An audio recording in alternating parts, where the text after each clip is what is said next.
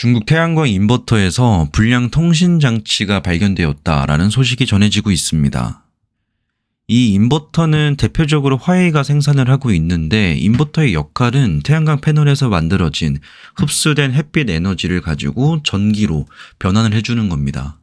이 다른 패널이나 구조들, 배터리, 그리고 BOS 쪽에서도 중국의 영향력이 매우 강한데, 이 인버터는 유난히 더 중국에 대한 의존도가 매우 높은 상황이고, 여기서 가장 큰 문제점이 될 수밖에 없는 거는 인버터는 지속적으로 유지 보수를 해줘야 됩니다. 그래서 소프트웨어 업데이트도 해줘야 되는데, 그러다 보니까 제작할 때부터 통신이 될 수 있게끔, 연결이 될 수 있게끔 제작이 되고 있고, 유지 관리를 위해서 원격으로 접속할 수 있게끔 제작이 됩니다.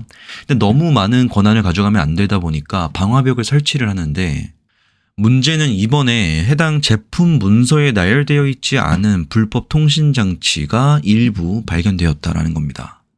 네, 심지어 문제는 지금 미국 측에서도 얼마나 많은, 그리고 어떤 종류의 특정 종류인지 아니면 전부인지 파악이 안 되고 있다는 겁니다.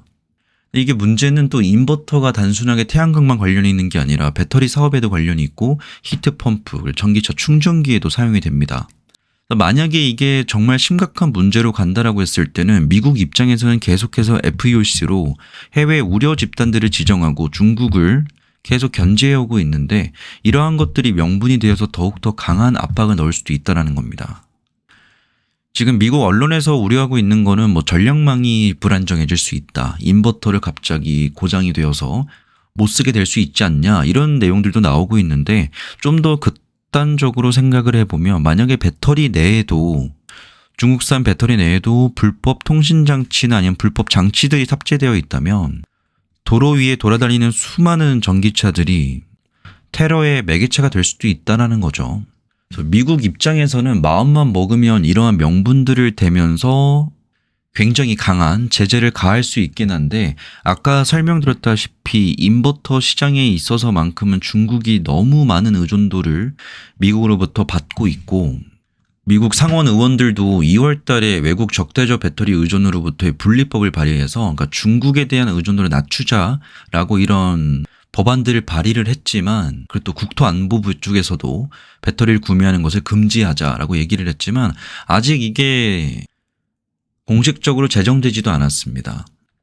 그래서 대표적인 기업들이 배터리 쪽으로도 관련이 있는 기업들, CATL, BYD, EV에너지, 히티움에너지, 고전 하이테크가 있는데, 사실 배터리 산업 자체만 놓고 보면 우리나라나 일본 기업들이 얼마든지 대체할 수 있고, 그에 따라서 수혜를 받을 수 있다는 기대감을 가져갈 수 있는데, 아쉽게도 이 인버터 부분에 있어서만큼은 우리나라 기업이 대체할 수 있을 만한 어떤 회사가 많지 않습니다.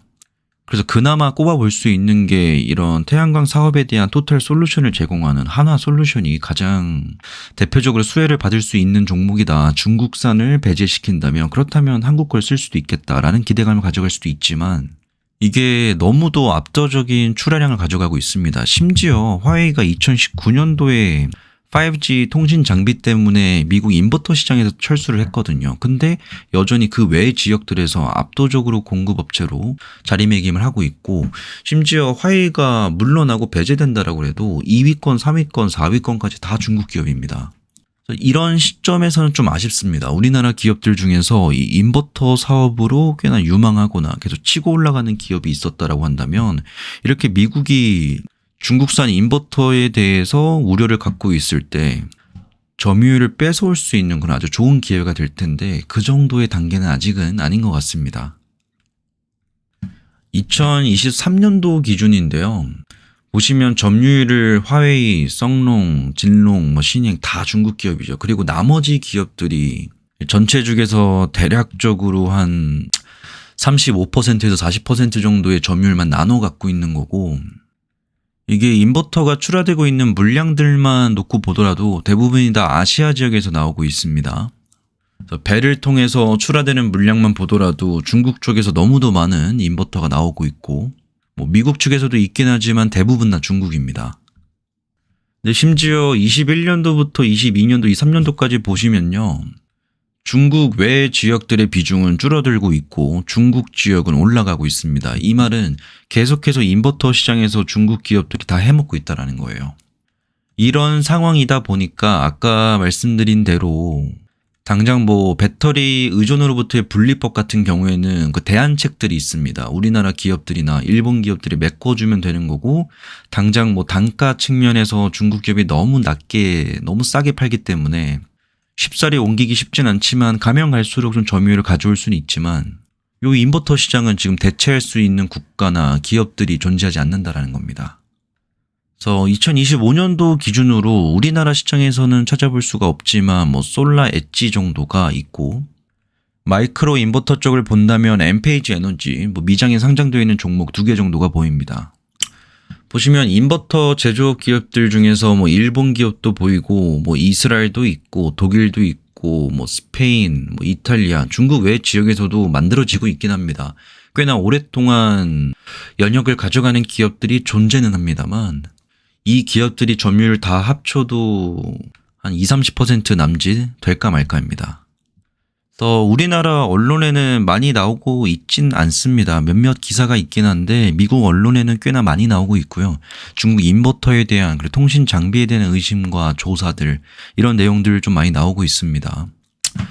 그래서 사실 이러한 내용들이 아직까지는 조사 진행 단계에 있고, 미국 에너지부 측에서 뭐 공식적으로 이러한 내용들을 지적하고 제재를 가한다라고 밝힌 상황은 아니에요. 근데 뭐 요즘같이 중국과 미국이 뭐 협상을 하려나 말려나라는 상황에서는 이런 내용들이 크게 강조되지 않을 수 있고, 미국 정부 측에서도 공식적으로 막 서한을 내거나 이러진 않을 수 있습니다. 근데 미중 관계가 조금 수가 틀려서 갑자기 좀 분위기가 악화된다라고 했을 때는 이러한 논란들에 대해서 트럼프가 직접 언급할 수도 있겠죠.